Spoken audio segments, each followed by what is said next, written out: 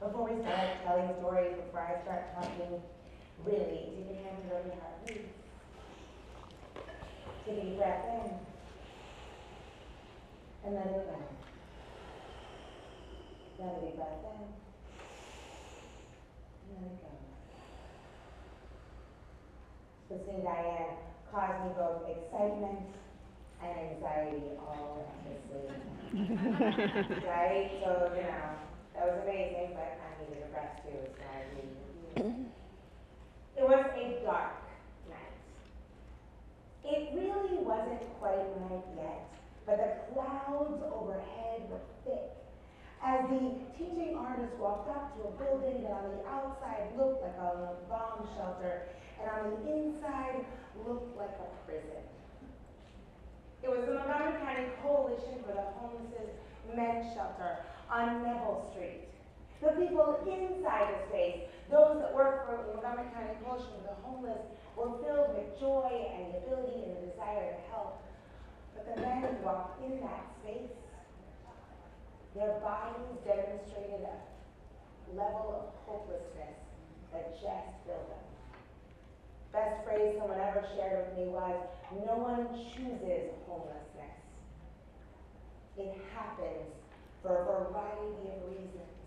And by the time they walk into that shelter, their body is unable to fight back anymore. The artist walked into the room with a smile on her face and a ready desire to see what she and he could do to make a difference, to support shifting that body language. I'm going to pause that story right there. I promise you I'll finish it, don't worry. You won't be like, left away, but what? The thing about it is that is the start to a story, right?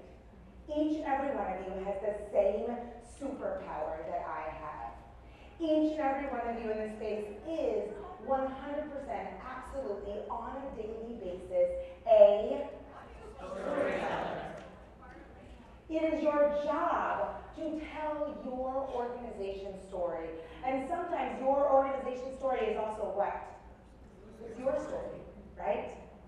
I walk into a classroom of children who are dealing with a high ACEs level. I can go into that acronym later if you need it. But anyone in this room have a high ACEs level or is willing to admit it? Right? Means that the trauma in your life sometimes outweighs the gifts in your life. And the trauma in my life as a child definitely outweighed the gifts in my life. And walking into that space as I tell that story to them, I understand their story. It is my superpower. But the problem is sometimes the person that you're telling the story to is not listening. I mean, how many of you have ever talked to someone and you watch their face go like this? Right? And then they meet you like a month later and they're like, oh, it's lovely to meet you, and in your head you're like, you already met me 6 other times.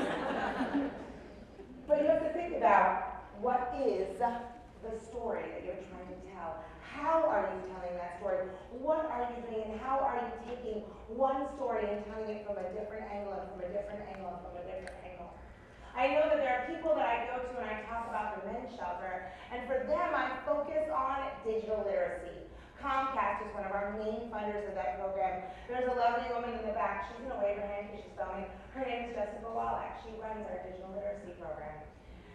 But I will tell you, when I'm talking to people who care about digital literacy, I will talk about the solutions that digital literacy provides and how we use the arts as a way to teach men, women, children how to use the digital world to their benefit to get a job. But then other people just don't care. They have the opinion that, well, everybody, since they were little kids, learned how to use the computer. Why does anyone need to? But then there are people who are still struggling to figure out how to put their LinkedIn profile together to get a job, how to leverage what some people find just really easy. So for those individuals that don't care about digital literacy, you got to take that same story. I spin it, truth, but I spin it, and I focus on economic development, workforce development, job increases, housing, food. If we are filling their brain, we are filling their belly.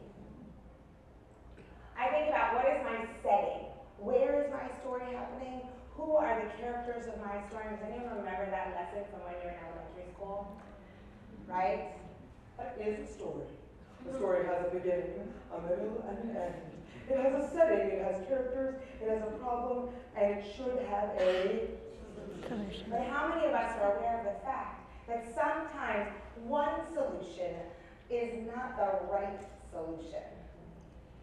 I'm always clear. I tell people, my organization does not have all the solutions. What do you mean you can't solve that problem all by yourself? Well, I can't. But I can if I collaborate with other solution partners. If I look at the fact that what I have to offer is one tool, one piece of that beautiful fabric, of that big puzzle, of all the not-for-profits that make a difference.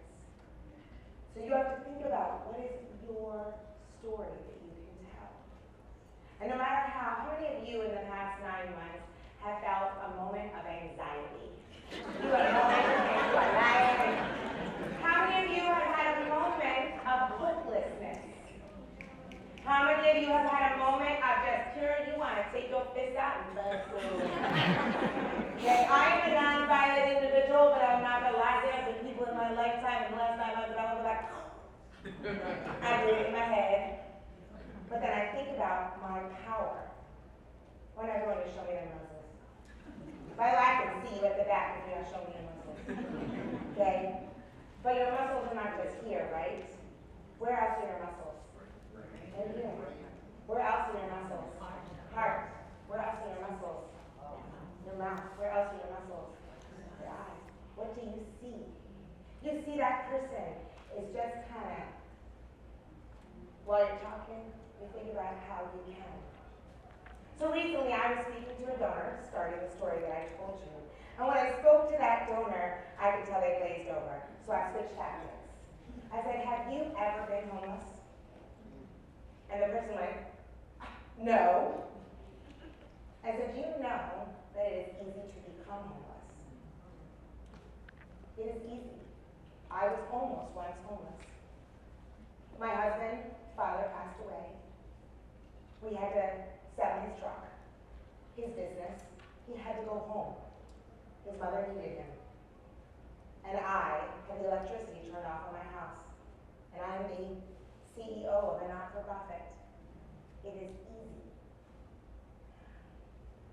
In that homeless shelter, in that space of housing insecurity, there was one man who came into the workshop. He attended one workshop and then he left.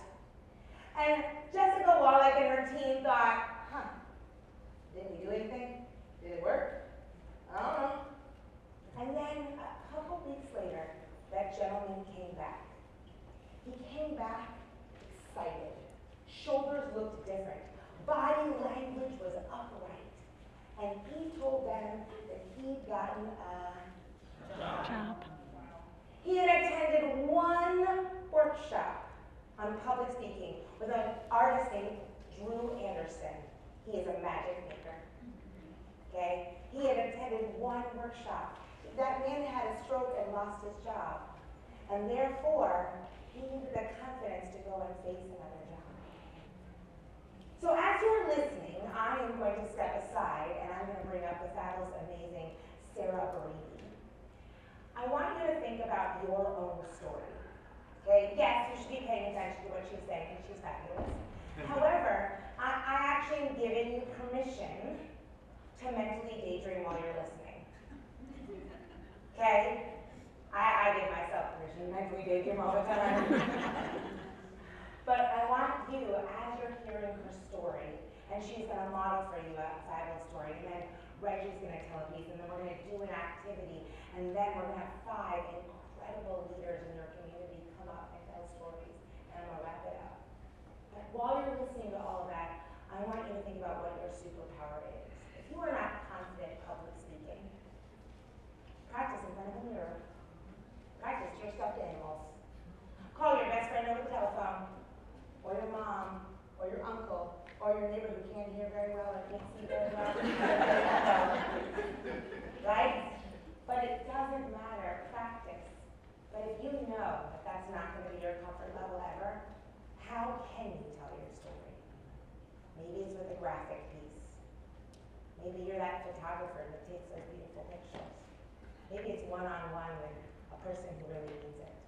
but I want you to listen with the ears of crafting your own. On that note, I want to bring up the fabulous, incredible, wonderful, amazing. I was handed this. I'm not going to read it at all. But I want you to know, Sarah has been doing this for 23 years.